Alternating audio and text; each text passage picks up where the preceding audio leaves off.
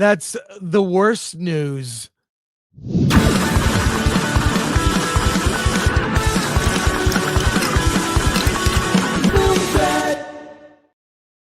It's Thanksgiving Eve. Let's get Alan here. Come on, where is he? Alan!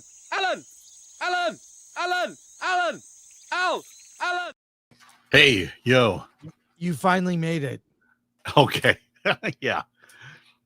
Yeah, it's not like I've been sitting here for 15 minutes. Yay. Zootopia 2, Wake Up Dead Man. We've got film reviews today. We'll have more on Friday. And we've got an interview with director Larry Carrell. Wade. Yeah. Larry Wade Carrell will be coming on. So we got a big show. Some of us take Thanksgiving Eve off, but others of us are here to work. Mm-hmm. So the internet knows no holiday. Yeah, not for us. So not for the damn algorithm. I know. Oh my god. But I'm happy to report December 17th is our Star Trek funeral. It will be an all-day event starting off noon Pacific time. We're going to do our longest stream ever, probably 12 hours. So for Star Trek? Yeah, we're doing it. I guess there's more content. It's dead, Jim. So December 17th, please. And you will be able to participate. We're working on that. But we've got news. We've got a lot to talk about. Alan, let's say hi to people. Yeah. Say hi. Hey, Christopher, Moonlight Productions. Good afternoon and happy Thanksgiving. I'm thankful for Film Threat and indie filmmakers, especially the ones learning open source AI. Hope everyone enjoys their bird tomorrow. God bless. Thanks, Chris. We appreciate you. You're going to be on the show soon to talk about AI. Yes. Because there's not enough controversy on the show. Right. Triple Threat 305. Happy Thanksgiving Eve, people. Happy back at you. Appreciate that. Uncle Jimmy Jam, LOL. Make Chris Tucker great again. We'll talk about that. Yeah. That's the first news story we'll get into. But Alan, go. Lord Thothy. Like, share, subscribe, hit that bell for notifications. Sign up as a member. Join us on X, Discord, Rumble, and Instagram. Buy our merch, shop.filmthreat.com. And don't forget what Alan likes to say. Wicked.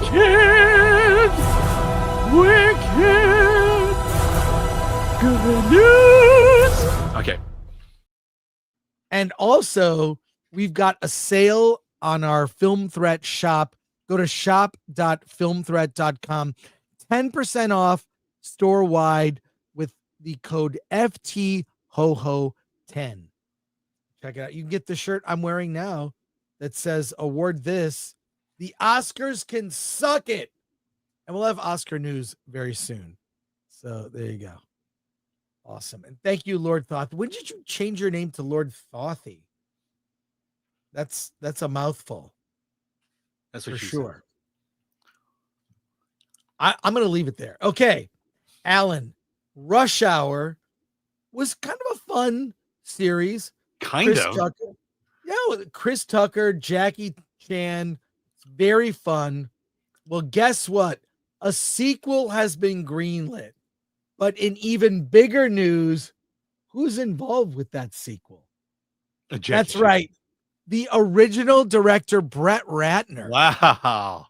So got uncanceled. Here's the story from Deadline.com. Give it to me, Alan. Here we go. Paramount has officially agreed to release the next Rush Hour sequel from director Brett Ratner, taking on distribution duties for Warner Brothers in exchange for a double-digit % fee.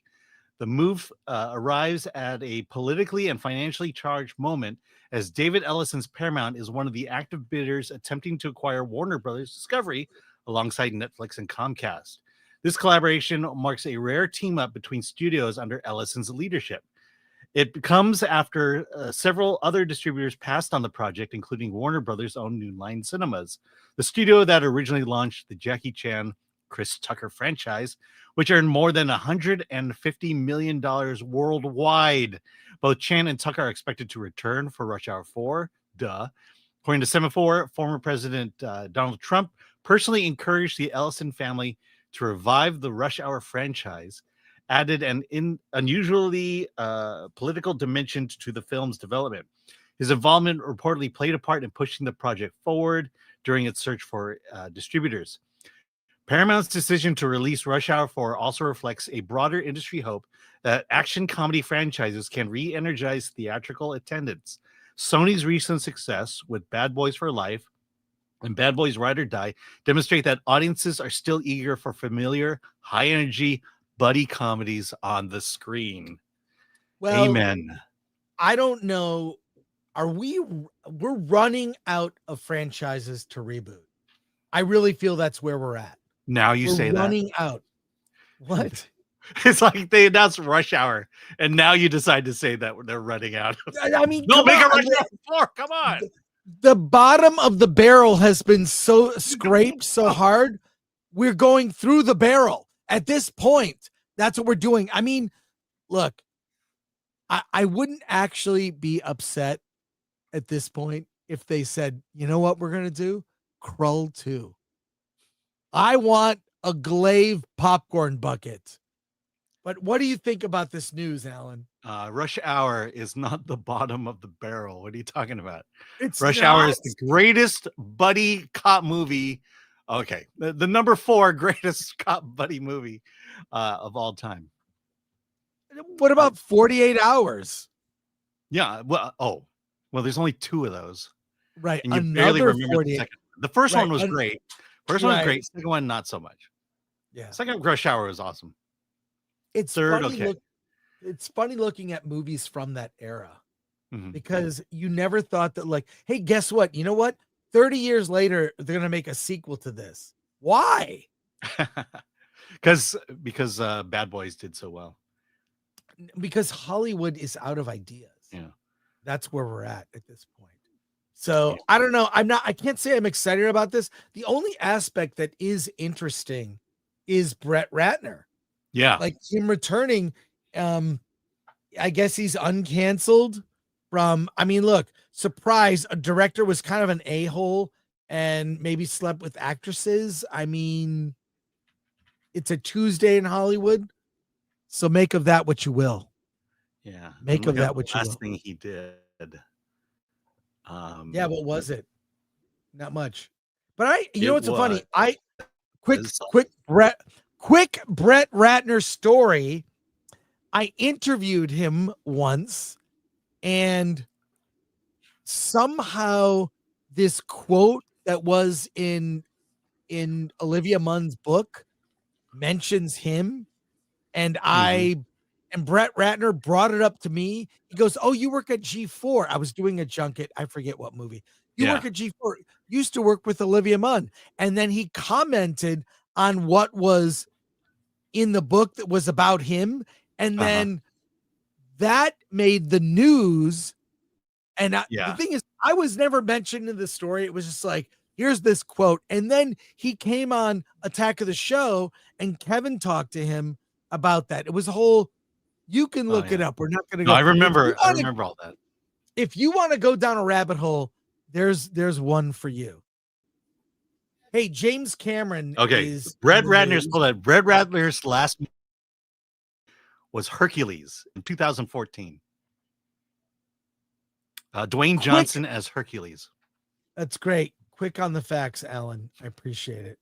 You're also, by the way, you are very, very choppy right now. You're in like 480p, if there is such a thing. Okay. I don't know. It's like you're calling me on your Moto Razor. Okay, here. I'll be right back. Wait, okay. Alan's got to reboot the internet. So you know what I'm going to do? I'm going to go to comments. I'm going to comments. How's everybody here? I want to show you something actually I'm really proud of. Okay. I pre-ordered something. You ever pre-order something on the internet and then you forget? And then like a year later, the thing you pre-ordered shows up? This arrived at my door yesterday. I unwrapped it. I'm going to share it with you. It's a Godzilla 70th anniversary hammer. Yeah, they made a hammer. And okay, I have to show this to you. It's heavy because it's an actual hammer. Here we go. It's Godzilla's foot as a hammer. And it's a legit tool with, I guess I can pry stuff with his feet. Can you see that? I don't know. You can't really see it that good. Anyways, I pre-ordered this hammer. It arrived, and there you are. So, all right. I guess Alan is back. You look great. Any better? Yeah, you're much better. Much better. Yeah, you know all what right. I did? What? Not a damn thing. Perfect. We'll get to your comments. Let's go to this. James Cameron has a movie coming out. Avatar, Fire and Ash. And Alan and I, believe it or not, we're seeing the movie on Monday, about more than 2 weeks before it opens. We will do our out of the theater reaction. We'll do a review, an early review next week. So get ready, folks. We're going to get blue next week. But James Cameron chimed in on the WB sale. And I want to share this quick video with you from Culture Crave. Here it is, Alan. Let's hear what he has to say. It's important. Theatrical is dead, quote unquote. Theatrical is dead. You made a movie with David Ellison, Terminator movie. What do you think of him buying Paramount and trying to take over Warner Brothers? I think he's the best possible choice. You do? Absolutely. Above Netflix, above Comcast? Oh, Netflix would be a disaster. You think Sorry, Ted, but geez, Sarandos has gone on record saying theatrical films are dead. I don't know if he said that, but he said that it's an outmoded No, experience. it's a quote. But now he's promising theaters if they buy Warner Brothers. I know, but it's sucker bait. Yes. Right? And we'll put the movie out for a week. We'll put it out for 10 days. We'll qualify for Academy Awards consideration. See, I think that's fundamentally rotten at the core. The Academy Awards, to me, mean nothing if they don't mean theatrical. You don't think Netflix should be allowed to compete for Oscars? They should be allowed to compete if they put the movie out for a meaningful release in 2,000 theaters for a month. The Academy has recently changed its rules, so you have to be on 50 screens for Best Picture consideration. Give me a fucking break. We're going to be on 7,500 screens. I know. Okay? Your movie is on another plane. So I like what he had to say. It's from a podcast, actually. But look, Alan, what do you think of his comments? Look, Cameron, no BS, speaks his mind. I love his commitment to theatrical. Yeah, I mean, not since James Gunn have we been more excited for a guy running a movie studio.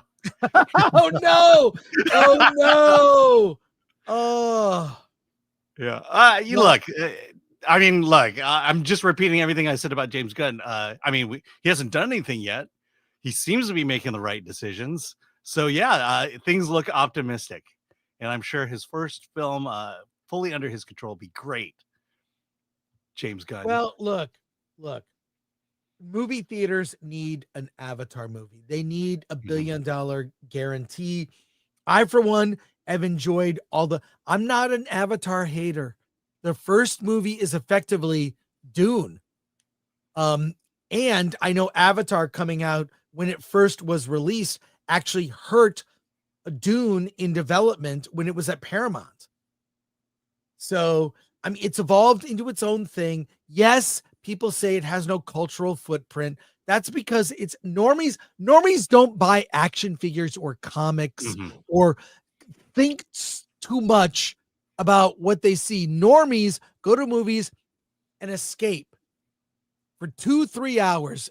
And The Way of Water in 3D, I saw it at the Dolby Cinema, my first screening. I saw it at the Dolby in those reclined seats. Yeah. Who's sitting next to you, by the way? Actually, at that screening, it was Sasha Stone. Oh, was it? I remember being at that screening too. Yes, you were there. I don't know if we sat next to each other. I don't think so. No, but Sasha was there. I talked to her online. She's so-called has controversial opinions. I think she's just normal. Common sense is radical these days. Whatever. I'm a radical moderate. But anyways, we sat there and just we're like, that was fun. But you walk out and forget all about it. But it is what movies should be, an escape. Why are the movies suffering? We need movies that are escapism. Avatar is the ultimate escapism. You go to another planet where everything is different. And I give the last movie props because it had a strong father who wasn't diminished, and there were strong female characters that were strong without having to, emasculate the male characters. And it was weird. It was like going in a desert and finding a glass of water. And this glass of water was filled with a strong, positive male role model and a father. And that alone had me. So I'm interested to see where this goes. You and I got an extended look at Avatar, and I'm very curious. So we'll see. Yeah, I am. I mean, you and I were recently at a screening of the making of Avatar documentary. Right. Yeah. And I'll be honest, after watching the documentary, I'm really excited about Fire and Ash. There's barely anything from that third movie in it, but it wasn't a bunch of animators sitting at a desk making Avatar. It was stop motion. They were in water, they were underwater, they were in water tanks. Boats were real boats. We may hate CG, but somehow James Cameron just seems to have unlocked how to make it work and how to make it look natural. Well, in that making of that we saw, which I believe is on Disney Plus right now, there's a scene where Kate Winslet. I didn't even realize. I forgot Kate Winslet is even in the movie. James Cameron just likes to work with his friends or the actors he's worked with in the past that don't currently hate him. That's what it really means. Yeah, but Kate Winslet is acting against what looks like a grate that's supposed to be the eye of this whale creature, and she's crying and talking this story about this creature wrote songs and symphonies and lamenting the loss of this large water beast. Yeah. And let me describe it. Against a grate. Yeah, let me describe it. It's a large steel plate that's a grate, and they strapped on this pool float, the pool noodle, as the eyelid of the. Oh my god! And she had to act against that in the most. Got the biggest laugh. It got the biggest laugh. I loved it. But I'm looking forward to it. And we'll see if it really needs to up the stakes of what the story is. Now, both Fire and Ash and Way of Water were filmed back to back. So we'll see. Are there going to be 5 Avatar movies? I don't know. But this technology is impressive. Yeah. Well, each Avatar movie will say whether there's a next Avatar movie. True. Well, it's hard to turn down $1 billion. Theaters want one. Yeah. Hey, Alan, you're Asian. So you agree with everything that other Asians say. Yes, I do. When the Asians get together and have an opinion, it's always the same. All in agreement. But Simu Liu, who I know you're a fan of, is slamming Hollywood for a backslide in Asian representation. Yeah. I mean, I don't know if Simu Liu is anything like you, he notices when there are Asians in movies. But here's the story. Yeah. By the way, whatever President Z says, we believe. So, Simu Liu slams Hollywood. Isn't it pronounced she? Yeah, I think it's she. All right. It's the XI. President XI. President. Here we go. From Variety. Yeah, Simu Liu slams Hollywood for backslide in Asian representation. Simu Liu took to threads with a passionate message calling out what he described as a worrying backslide in Asian representation in Hollywood. Put some Asian in literally anything right now, he wrote. The amount of backslide in our representation on screen is fucking appalling. Studios think we are risky. Liu pushed back on that perception by pointing out the critical and financial successes of Asian-led films, including Minari, The Farewell, Past Lives, Everything Everywhere All at Once, Crazy Rich Asians, and his own Shang-Chi and the Legend of the Ten Rings. To him, the numbers speak for themselves, every single one a financial success. He also called out Hollywood's double standard when it comes to who gets repeat chances at big budget roles. Liu stressed that no Asian actor has ever lost a studio even close to $100 million, yet white dude will lose $100 million twice, $200 million twice, and roll right into the next tentpole lead. According to Liu, this disparity reveals a deep prejudice system that Asian performers must navigate daily, a system they say sucks to fight against. Why doesn't Simu Liu, I hate to say this, go to China or another Asian Go country? back to where he came from? Is that what you're saying? I'm not saying go back. I'm saying he might get cast more in things. And I'll say this. I watched Kim's Convenience. It was on Netflix. Mhm. He's not that good. I don't even see how he got cast as Shang-Chi. He's really not a very good actor. And according to people in China, he's not the ideal of what a handsome Asian man would look like. According my idea of the ideal is obvious, right? Yeah, there you go. Yeah, it's obvious. It's obvious. So I don't know. I mean, it's never enough. There are always complaints. What can you do? What do you think, Alan? I think Simu Liu is 100% right. Look, these past 2 years, every time we review a diversity movie, meaning a movie that is forced diverse, what is the one thing I always say before the review starts? There are no Asians. There are no Asians. Yeah. Yeah. What was Jurassic Park? I don't remember an Asian being in that.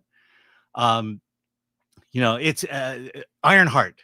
Remember when we flashed that one scene in the college lecture room? We saw the one Asian in there. The one Asian. Yeah. Yeah. No, he's 100% right. I complain about this all the time. Also, if there are Latinos in a movie, you can't have an Asian in it, and it's also true in the reverse. If there's an Asian in a movie, you can't have a Latino in it. It is, it's weird. You should look. I fully believe that if you just cast these things naturally, you think about, if you give an effort to at least say, hey, let's diversify this thing, you'll get more representation. But it feels like, and I've said it a million times, and I'll continue to say a million times more, diversity in Hollywood means black, period. If you're lucky, you'll get a Latino or an Asian in it. But this idea that Hollywood is this bastion of equality is just untrue and has never been true.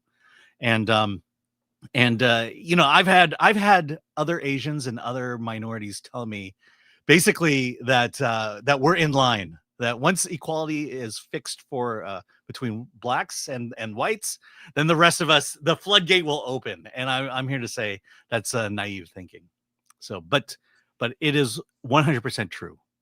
There are less Asians in movies this year than there have been in the past years.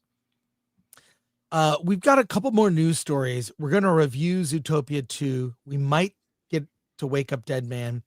And I have a special Thanksgiving video to share at the end of the show. So please stick with us. A little shorter show today, but lots of treats. So, but this really caught my eye. A Star Wars fan filmmaker says Disney stole his work, and we have the video proof. And I am a fan. By the way, I am a fan of fan films. Some of them are better than official movies. I point to one of the great Troops, one of the great fan films ever made. Look up Troops. You will find it. It's great. It's just fan films that have eclipsed work by the so-called official owners. But I'm going to share a screen here. I don't know if you have notes for this. I don't know if you need it. I do have notes, actually. Okay, well, go for the notes, and then I'm going to play this video that's going to blow your mind. Okay, a Star Wars fan filmmaker is accusing Disney of stealing his fight choreography shot for shot for an episode of Star Wars Visions. Fan creator Lorenz Hideyoshi posted a 12-second side-by-side comparison on Instagram showing what he says is identical action design, choreography, and camera angles between the 2019 fan short Dark Jedi, A Star Wars Story, and the 2023 Visions episode, The Bandits of Golak. In his caption, Hideyoshi wrote, "When Disney blatantly steals your action design, didn't even change the camera angles." He argued that despite the episode using different weapons, the production team managed to brute force push my choreo into that action. Hideyoshi further questioned Disney's motive, writing, "Is it just because we made a non-profit tribute fan film and now you feel justified in stealing this from this pool of creative output?" He suggested the studio should pay your animators more, hire an action designer, instead of lifting choreography from fan work. While Disney owns Lucasfilm, the Vision episode in question was produced by Indian animation studio 88 Pictures. The accusations come shortly after release of Star Wars Vision Season 3 on Disney Plus, which features 9 new non-canon animated films. Well, let's look right here because here it is. I think it's on IGN on a message board here. Others have showed this. I'm going to just...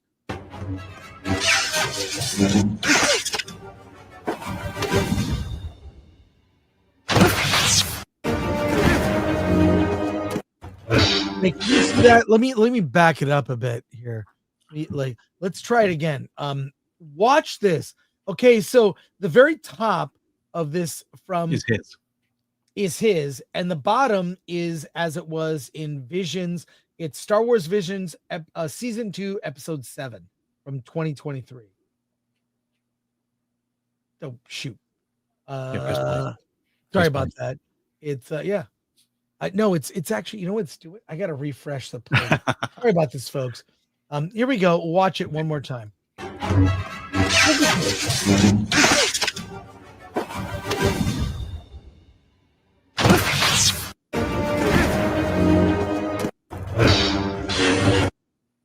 I mean, that's blatant.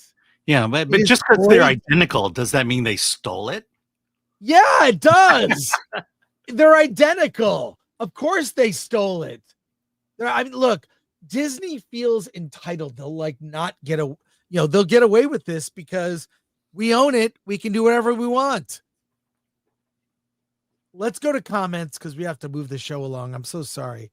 Hello, Lee Hui. I wouldn't say you've gone through the bottom of the barrel until you get to Goonies 2. Yeah. It's coming. Get ready. ABL's 24. Are they going to mentor Chris Tucker's son and the little girl from the first film, as they are now an LAPD officer and a Hong Kong cop? 100%. It'll be something like that. It'll be. They got to pass the baton. Yeah. Yeah. And guess what? They're going to race swap it. Sons and Shadows cast, Lethal Weapon 5, directed by Mel Gibson, or Get the Fuck Out. That'd be fine if he did it. I wouldn't. Twisted Reality 13. We are getting fat old Brendan Fraser in Mummy and a 100-year-old Jackie Chan in Rush Hour. Awesome. Yeah, I question Jackie Chan's ability to do stunts as of old. MK Solid 82. There are leftists on X who are literally complaining about the old Rush Hour jokes. It's unbelievable. Yeah, I love it. Make them watch it. Jim from Florida, movies like Avatar are just animation. I beg to differ. If you watch this behind the scenes making of on Disney Plus, you'd change your mind. Yeah, it's more than that. They were really swimming. Spazok.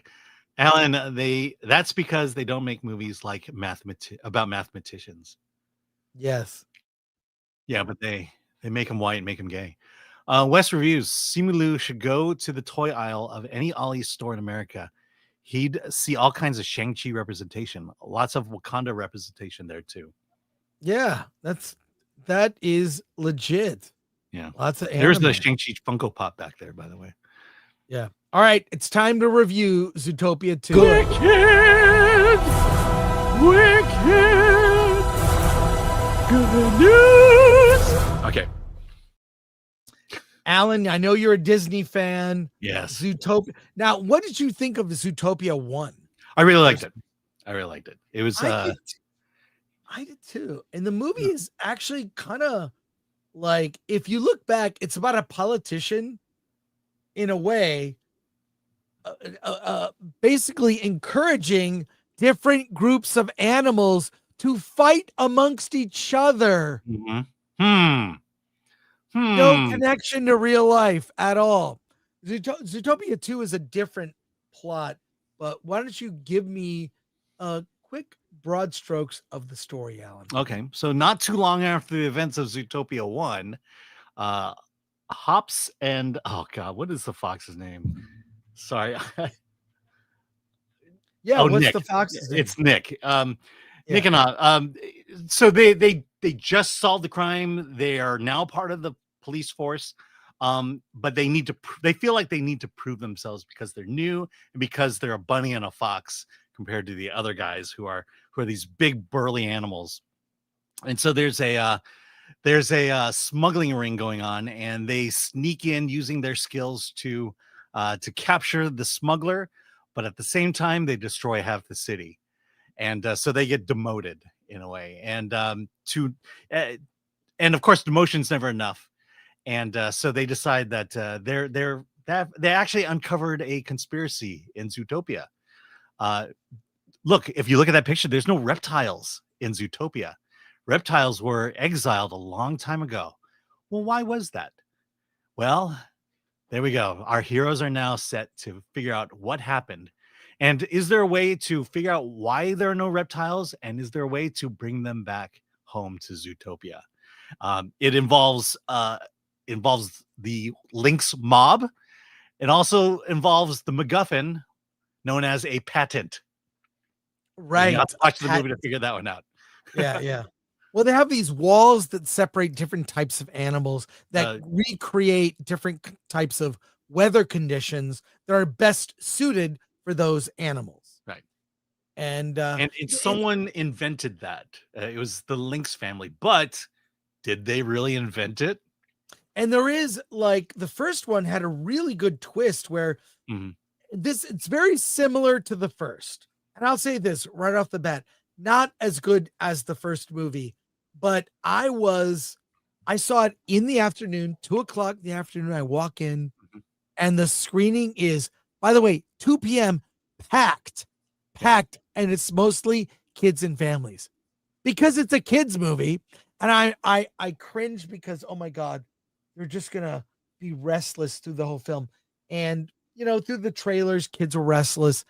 Once the movie got going, you could hear a pin drop. And during the dramatic moments, the movie is very fast paced in the beginning. At a certain point towards the middle, it kind of slows down and gets very serious, kind of like the first movie. And it deals with some, I mean, you could compare it to something like, this is maybe not really compared to, but in a similar like LA Confidential or something. It gets serious stakes. Certain characters might meet their end. It's crazy how the kids in the audience, I'm sitting here going like, how are there so many kids in this audience? They're not on their phone and they're actually quiet, paying attention to a movie. I wish all movies did this. So I was kind of annoyed with it at the beginning, and then it got really like deep in the middle. The characters they're not two-dimensional. They're fleshed out, and I do like the whole thread of they go to like partner therapy. And it's a weird thing because really it's kind of a romance where it's a friendship. They're in a deep friendship as partners. Yeah. They have complementary skills, and I was won over by the end. I'm sorry. I have to admit, I actually really enjoyed it. Alan, what did you think? Yeah. So, let's go back to the D Files. When we ended the D Files, Jennifer Lee was the president of Walt Disney Animation, and not too long after she got fired, or I'm sorry, she resigned, and Jared Bush took over. Jared Bush is the writer and director of Zootopia 2. This is his first film as a result of the changeover, and let's just say I'm happy about the direction it's going in. Disney is no longer the worst animation studio in Hollywood today. Disney is now just as good as the other animation studios in Hollywood. I thought Trolls World Tour was a better movie than this one, but but I don't want to cast dispersions on this. The movie is good. Yeah. Perfect. I felt the same way you did, and here's what I feel like is the reason why the first half of the movie is not as good, but gets a lot better in the second half. The first half of the movie is basically nonstop action. Yeah. Something action wall to wall. Something happens. It never stops. It just goes and goes and goes and goes. And it's not until they stop and let the story breathe a bit and let the action breathe, and so you get moments in between it, do you really get to kind of immerse yourself in this world. And that look, you've got to pull people in, and you don't need to go 100 jokes a minute. In terms of the story itself, it's fine. Not woke, not you could make a case if you look at this movie politically. You could make the case for both sides in terms of, oh, I could see it like this or I could see it like that. And so it's safe for kids. That's the biggest thing. I think my walk away here is, this is a good start for Jared Bush. He chose something fairly easy, which is a sequel to a popular movie with basically easy characters to deal with and easy storytelling, and he did well with that. And I'm excited to see what the next movie is, not including next Disney movie is, because Hopper's is starting to look like a mess at the moment. Yeah, Hopper's looks like a mess. This is it's a worthy sequel, not as good as the first, not as fresh. I missed the world building that the first Zootopia did very well. And I remember not only enjoying it, but being surprised by it. Yeah. And this doesn't do as much. It's more about the history of Zootopia, how it began. But it does have that twist moment that the first movie had, and it does bring back characters from the first that I think you'll enjoy. I gotta say that in terms of my theater in Yorba Linda, not a lot of people go to it. First 3 screenings were sold out, and I barely got tickets to go and see it at the time. I went to see it. Kids, we'll spoil it on Friday. I'll tell the story in detail, but there's a moment in the movie where one of the characters could legit die, and the kids were on the edge of their seats going, no, please don't, please. They're like begging the projectile to swerve or go in a different direction than it did. I'm like, I've never seen kids that engaged in a movie at a theater like that in a long time. Yeah. Well, I will say this, you could tell the adults were also kind of, you're right. The first half of the movie is kind of wall-to-wall action. It's when it slows down and we get some of the reveals of what's really going on that it gets really interesting. So, I mean, the patent. It's all revolving around who owns this patent. So kind of simple. It's simple enough. Kids can follow it, and it's fine for adults.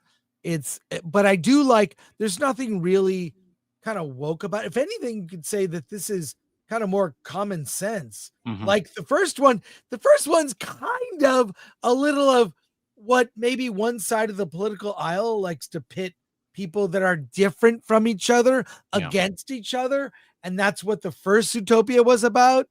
Yeah. And this doesn't do that necessarily, but there is a prejudice against. I did like Kihei Kwan as the snake. Yeah, he's okay. What? I liked him because I like. You can tell it's him. Yep. I like. He says he's Gary the Snake. That's his name, Gary the His Snake. name is Gary the Snake.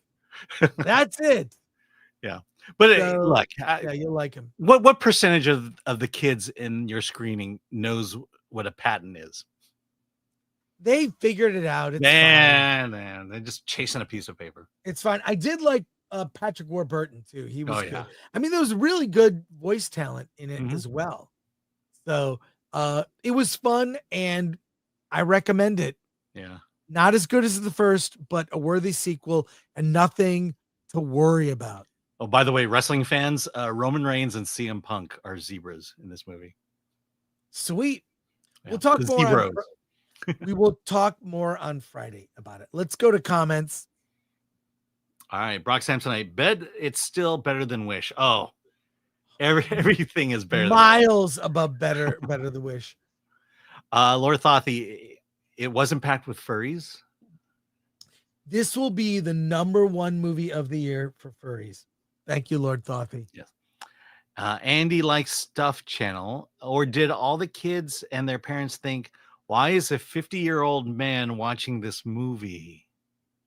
Yes, that's what they thought. Well, I went with my girlfriend, so Oh, I went with my daughter, so it yeah. at least that box checks out fine. Well, there you go. There you go. Red Pill Rants, do the fox and bunny touch foreheads? No, but they're good friends. They're friends. There's a little ear rubbing. ADLS24, was there any scene as memorable as the DMV scene from the first film? That, you know what? That is Flashback. a great scene.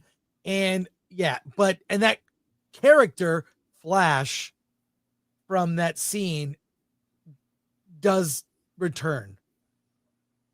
And it's very funny. It's really yeah, that's a great. It may involve was the just- story I'm going to tell you on Friday. Don't ruin it. But I know. The trailer for the first movie is just that character. You remember? It's just the DMV scene. Yeah. Was awesome. It was great. Yeah, cool. Hey, we like to champion independent filmmakers and talk to them about their movies. And we have the director, Larry Wade Carrell from Transference. He's going to tell us about his latest movie here, and we'll talk to him. We're going to find out all about it. Let's go, Alan.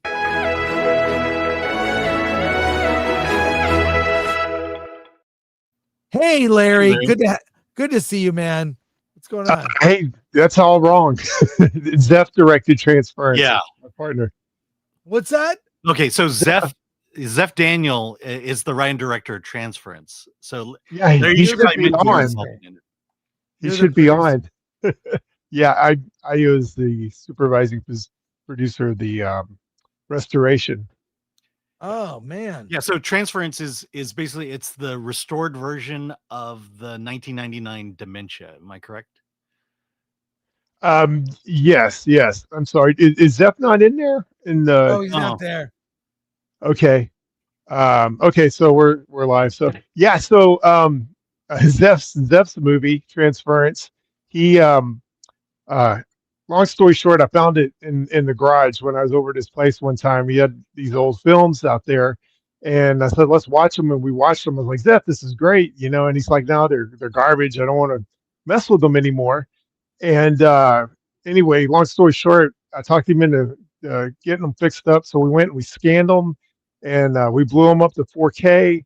And well, actually, we blew them up to 8K and fixed up the picture, and then we brought it back down to 4K, and they look great. And I think it's a lot of fun to see a movie, that was made back, in like the 90s, but being released today. And it's like because it never really was released widely before. And anyway, it's it's a lot of fun. It's a great ride. That subtitle, Insanity Loves Company, is perfect for the movie. Oh yeah. I mean, Oh, sorry. I got the trailer here we can show. yes, please. Let's watch the trailer while we wait for Zeph to make it. Oh, hopefully nothing is wrong, but my captioning is definitely wrong. So, but here's the trailer. Let's take a look. Just a moment. Okay, here we go.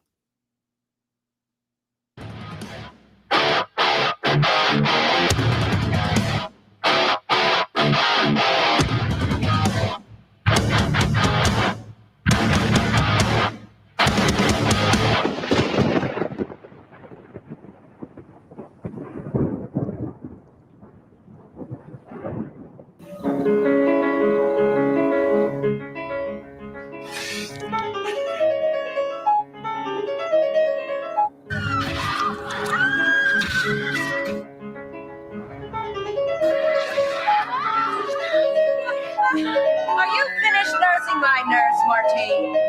Just a minute, Doctor. Hey, sounds good.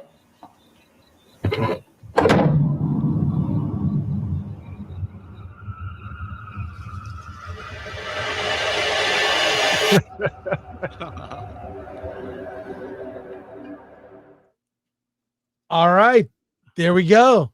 And lo and Sweet. Yeah. Yeah. It's fun. Yeah, Let's- I reviewed it the other day, and this is it reminds it harkens back to the old erotic thrillers of the 90s. I love that era. I really do think 90s nostalgia. Mhm. It's here. It's here. Wait, Zeph is here in the background. Let me Yeah. over here. Yeah. There we go. A little Hey. bit later, a few years later. Hey, Sorry about that. all good. Hey, tell us about Zeph. Tell us about Transference. Well, Transference was going to be my second film after Angels Tide. And that's after I'd done a lot of writing and stuff around Hollywood and indie films and working for producers and stuff. So I took the leap. And so it was going to be my sophomore effort. And we found a really great property in Malibu, which you saw that old stone house. And I talked them into letting me, like we moved in, we were going to rent it. And then eventually I talked the guy into letting us do the movie there. And so he was all excited about it, a movie being done in his house. It was and I'm like, well, that's not something I would do, but he did it. We had before though as well. Anyway, I remember I was very engaged with the script. I was writing a lot of it out there. It went through a lot of someone that was at a reading summed it up. It's like, this is every fantasy that I've got here. And so, the 90s was a completely different era than, I don't know that even the erotic thriller that doesn't really exist as a genre anymore, but it was in the 80s and 90s that became a thing. Red Shoe Diaries, baby. Yeah, all of that was like, it was a little sex and then potential thriller aspects that they were big. And now it lies there as another dead genre. Why do you think that was so big back in the day? Because it led to, I think in the 90s, we went through the sexual revolution in, say, the 60s and 70s. And by the time we got to the 90s, we'd already figured out that it was more than physical. Like that, sex leads to mental things. Obsession, jealousy, all the kind of the foibles of man come up through sex and its permutations and its implications. So I just got really into these characters and, the idea of having I'd seen a film by Bergman, which was a complete art, not any comparison. They called Two Women. It was about two women that were living at the beach, living in some house and the conflicts between them. And that kind of got me started. I think people thought it was kind of crazy to go that hard into psychosexual themes, but you're also purging your own demons, and I had a lot of issues back in the 90s, so it kind of became a little bit of therapy in a way. Now, Davina Duckworth asks, when was Transference originally released?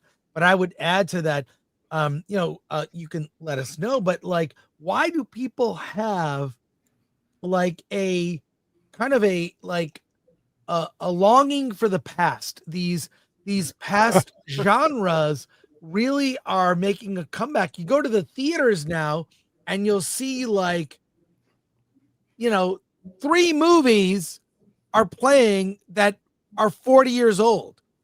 Yeah. So explain, when did it come out? It came out actually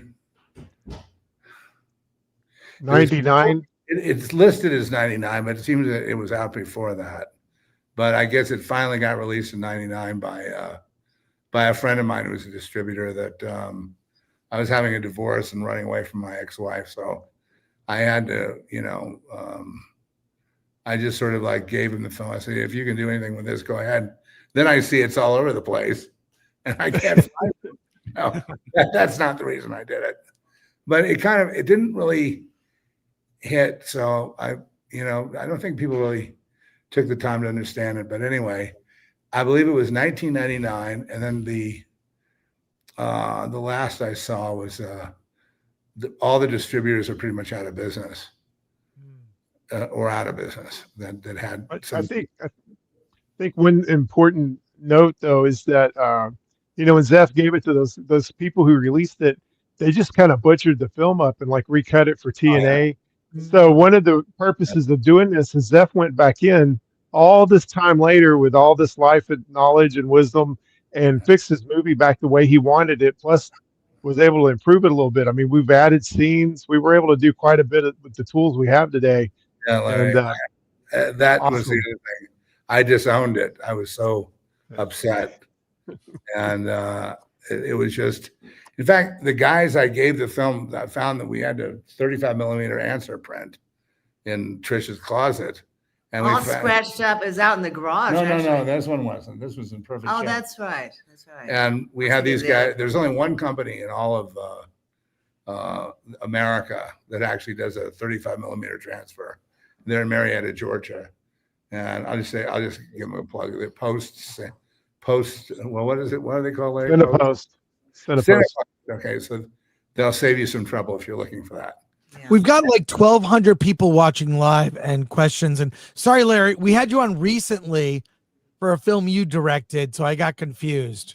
It's all crazy. Apologies We're for all that. good. No need. But I'm really excited before we get to these questions that your film and Zeph, the movie you did, this documentary, Dark Side of Society, is a nominee for award. This documentary is decades in the making. It's epic. If you know the movie Society, I remember seeing stills in Fangoria before it came out. Society was legendary. It's not like any horror movie of its era at all, like unlike it. And the documentary is mind-blowing. It's not your typical documentary about making a movie. It's not like, I like docs about making films, but The Dark Side of Society, an award this nominee. Look up this film. Holy hell. That is I mean, the movie is weird enough. The story behind the movie is even more insane. So I just want to put that out there now that we have you here, both of you. And congratulations again. I am thank you. It's really a story about me as a survivor. And there are many of those out there, a lot more than you would think. Okay, a lot more than you'd think. And so I think it's caught some of them. Then there's another group of people out there that are what I would call abusers, and they're not too happy. You fall in one category or another. Be careful what you say about the Clintons. I hear that. I hear that they might go after people. Yeah, you never know, but. Well, I gotta say, when I saw the documentary, and they were describing your story, I'm like, I know someone who went exactly through the same thing you did. Wow. And And it's like the documentary is 100% true. Sorry about that. Yeah. Yeah. It's really just, and now a lot of revelations are coming to light in our society across the board, about Yes. human trafficking and psychological programming, A lot of the truth kidnapping. is coming out, so it's very And timely. what happens to people that know too much about a certain thing. The club that if you upset them in any way, you could wear the next cement shoes down at Terminal Island. You could be the next Hey, guy. I wanted to mention something about Transference. One of the things I'm grateful for is that, we had, like we said, we were dragging these old prints around, but we had some VHS tapes and we brought them down to Houston. We were meeting up with Larry and we showed him the VHS rather. And he was, he watched both films and he encouraged us to bring him back and bring him to life.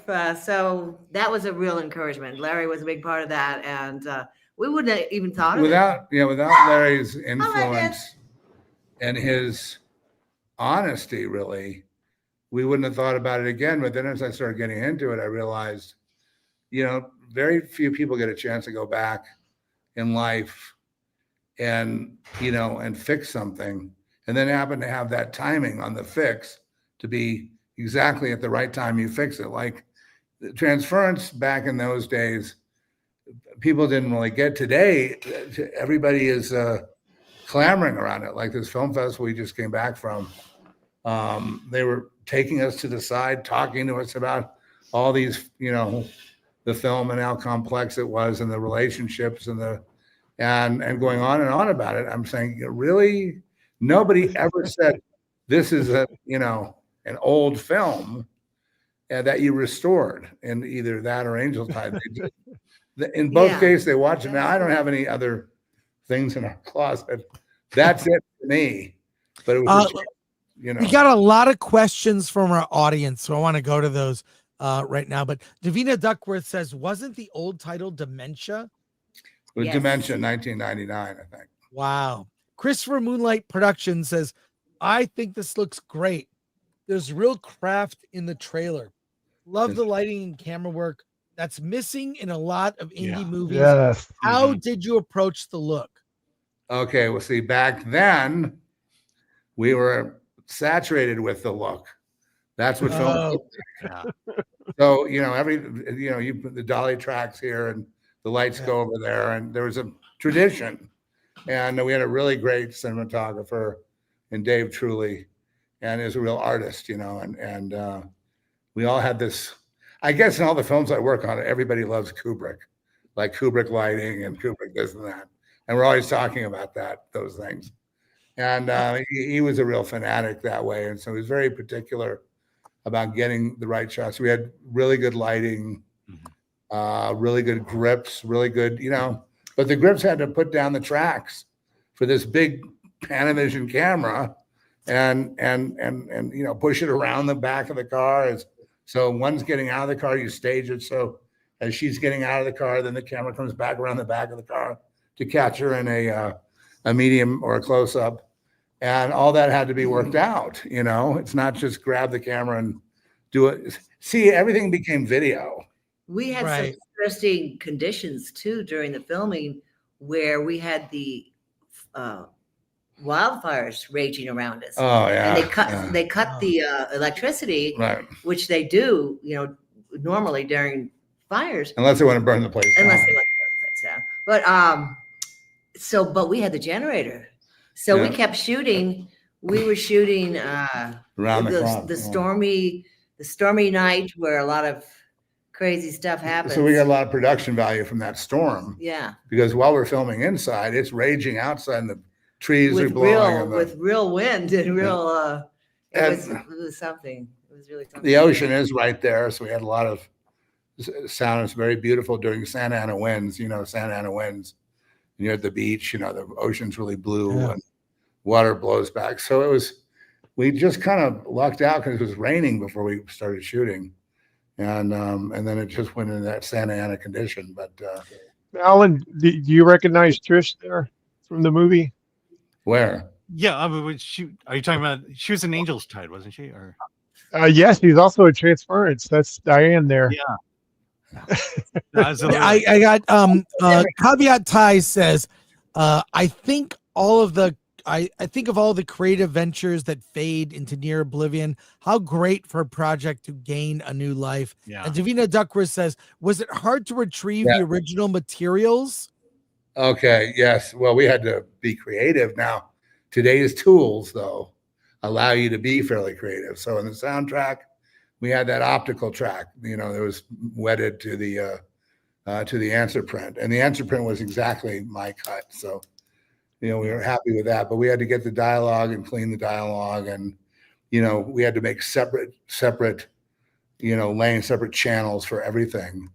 And then some things we were just wedded to. And a new So- composer. Right. We had the old score wasn't working for me.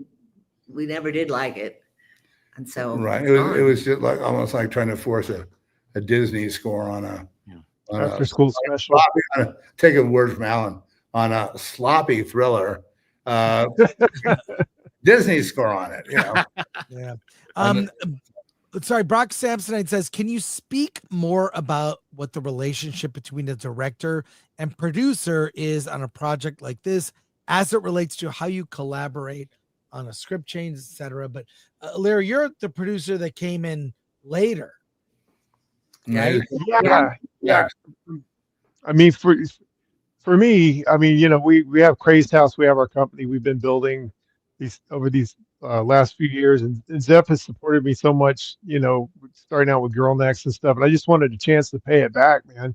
And I can't tell you how bad I have. Like, there's one movie that I really screwed up and didn't get to finish. I would love to go back and do that. And since I can't do that, I'd love to see Zeph do it. So I give him all the support I can and help him solve those problems. And he really wanted a couple of additional scenes, and we had to really think outside of the box, but we got him in there. Yeah. And sorry, go ahead, Zeph. Well, just that today, with the tools we have, and also AI as a tool, not as a filmmaker, but as a tool, can help you bridge some scenes, do some things, make things connect better, saving you thousands and thousands and thousands of dollars. Oh, yeah. We rely on it. I'm just saying, we used it as a transition. I remember with Sonny's truck, having the truck there and then having her eye line go to the truck so she knows that he's following her. And we didn't have that shot. So, Yeah. so that helped just amplify a little bit of suspense. Yeah, it was helpful to be able to bring that in. And that was all done. That was a kind of a Frankenstein thing, though. It wasn't really AI. That was old school meets a little bit of AI. Actually, yeah, we it was just a Photoshop comp. I Okay, also- then. I have to say that. Sorry, go ahead, Alan. Yeah, I mean, I've never seen Dementia, but this Transference feels like a fully fleshed out movie.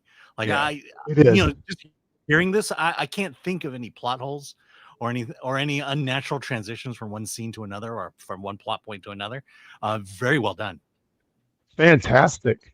And the, It's so and also things, but not going back and doing it again. But I can think of some things that I learned while on the production that I would say, gosh, I'd love to have more of this.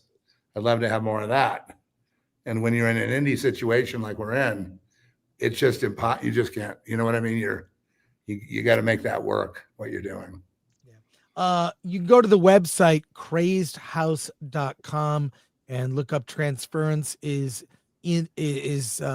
get all the info there. It's on all VOD platforms, but Sons and Shadows cast asks, any chance for a physical media release? There's always a chance. Just visit crazedhouse.com and keep up with us, and It'll you'll be definitely get one. we really can make a great Blu-ray or whatever the latest technology will be at that point, a collector worthy Well, I'm holding out for the Zeph Daniel Criterion edition.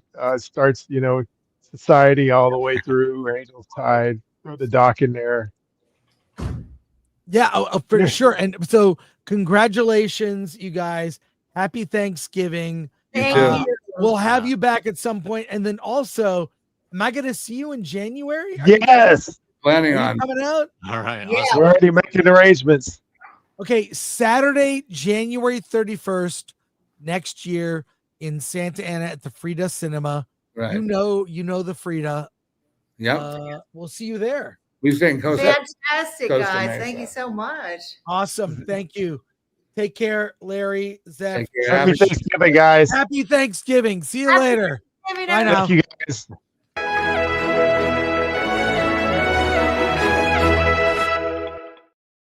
That was Oh, great. wow.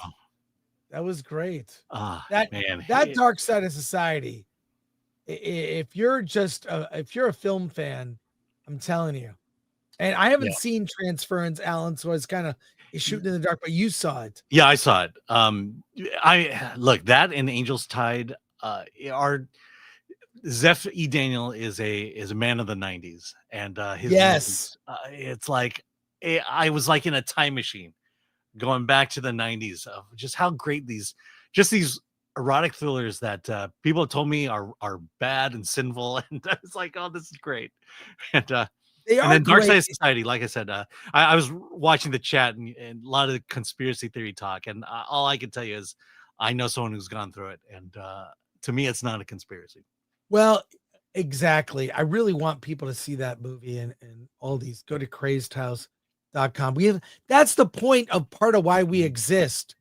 I feel like if your view of the world is the mainstream Disney, Marvel, Star Wars BS, of course you're going to be annoyed because all those things kind of suck now. But there's a whole other world of film out there. Part of our job is to make you aware of it. Mm-hmm. On that note, as we wrap up our show today, my apocalyptic Thanksgiving. Alan, I know you know about this movie. Yes. It's a little indie movie, the little indie movie that could. And every year I like to remind people this movie exists. What I like about a movie like this is it shows you anyone can make a movie and about any topic. Let's sort of end with like watching this trailer. Let's check it out. Here we go. Go to the program. When you come back, you can watch another episode. There's a big marathon on tonight. All right? All right. I want to spend Thanksgiving with my mama. Wait, what? I want to spend Thanksgiving with my mama to watch the last episode of Apocalyptic Zombies. Do you even know your mother's name? It's Mama. We'll see, Marcus, but you may not be able to have Thanksgiving dinner with her. He has mental illness and developmental disabilities. This isn't a parody. This is a real movie. It's a real movie, yeah. And it's on it's probably on Tubi. Yeah. Do zombies have families? Okay, truth be told, not the best acting. Well, it's the role he's playing. It's not. I'm not gonna lie. It's not the best acting. Well, Let's continue. Okay, go keep going. We're all God's children, brothers and sisters. Marcus, your mother is in Lompoc prison. Oh, I know who my mom is. I'm trying. Okay, for what this movie lacks in budget, production value, acting, and filmmaking skill, it makes up for with heart. Trying to raise enough money so I can come see you. I'll be there. Marcus, hey.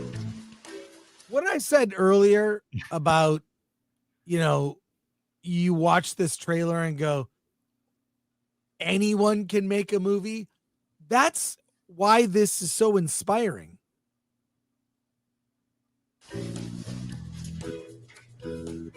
Yo, Dad, I found you some help.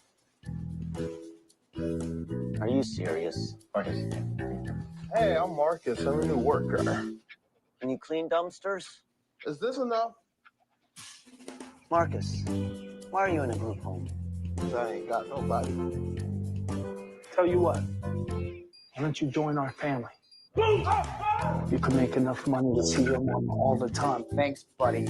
You say, man.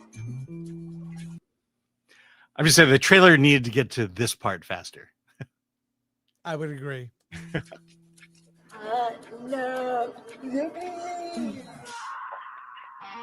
Frank lets you watch this? No, they're just zombies. And it helps me sleep at night. Just slice their head off. Just Doesn't that need electricity? no, this one uses gas. Marcus, what are you grateful for? I'm grateful for my mama. You know, bitch, chump. You are still responsible. He needs more attention and another psychological evaluation. There's nothing wrong with him. He wants to be with his mother. Okay, this movie was not at Sundance. It wasn't at South by Southwest. It wasn't at a big film festival. But did it really need to be? Gotta try myself. I want to have the most apocalyptic Thanksgiving lunch with her. Yeah, the trailer need just tightened up a lot. Yeah, I think maybe I wonder if the guys at Red Letter Media know about this. This could be on my Best of the Worst, which is one of the shows that Red Letter Media does. I would recommend this for that, but I thought I would share that with you. Yeah. Look up the film. It's written by friend of the channel, Richard Soriano. Yeah, Richard Soriano. We love him. And I want to remind people that this movie exists. You can make a movie. So be inspired and watch this. Watch this film. So that's going to wrap it up for us today. I want to remind people, actually, one quick reminder before we wrap up, that we have a Black Friday sale, 10% off store-wide. Use offer code FTHOHO10. Go to shop.filmthreat.com. And Alan, you didn't see, when you went away for a second, did you see my Godzilla hammer? Yes, I did. That I bought like a year ago and then completely forgot that I bought it. And then here it is. Yeah, there you go. A Godzilla. It's literally Godzilla's foot. But can you actually use it as a hammer? I'm about to find out. I just need something that needs to be repaired using a Something hammer. that needs to be nailed. Yeah, I'll nail it. I'll nail something. Thanks to our mods, Lord Thoth, MK Solid. Thanks to Atomic Lori, Glenuccio. Thanks to my friend Alan and all of you out there. Enjoy your Thanksgiving. Alan, any Thanksgiving like do you have you eat turkey, right? Yeah, we had the Chinese tradition of going to family, pulling out a turkey. That's crazy. Yeah, and I will say this, for all the years I had been doing Thanksgiving, thinking that it was a fairly typical American Thanksgiving, did not realize you white folk eat potatoes instead of rice. I love potatoes. I'm Irish. Look at all the happy Thanksgiving. Yeah, we get Razor sticky burn, rice. CK. There you go. Happy Thanksgiving to everybody. I am a turkey guy. I love the stuffing, mashed potatoes. I just gravy on everything. I like the green bean casserole. And then I collapse on the couch. And I can look. All I can say is if it looks like I'm asleep, I'm not. I'm listening to football. I'm listening. I'm paying attention. So happy Thanksgiving, everyone. We will be back Friday, 9 a.m. We'll do another short show. We're going to review Wake Up Dead Man, directed by Ryan Johnson, and a few others. Yes. So we'll check in with us before you go on your holiday shopping, because that's what I'm doing. I'm going to look, and here we go from Sir Dirty Dog. Go ahead, Yeah. read that, Alan. I reiki the lice too, Aaron. Oh my God. All right. Thank you, everyone. We're back on Friday, 9 a.m. Another short holiday show. Appreciate you all. And Alan, what do you have to say? Oh, let's get out of here. No, actually, just say, let's get out of here. No, I think you're gonna play the video. You say it. You always say play the video. You always say, I'm not going to this time. All right, let's get out of here.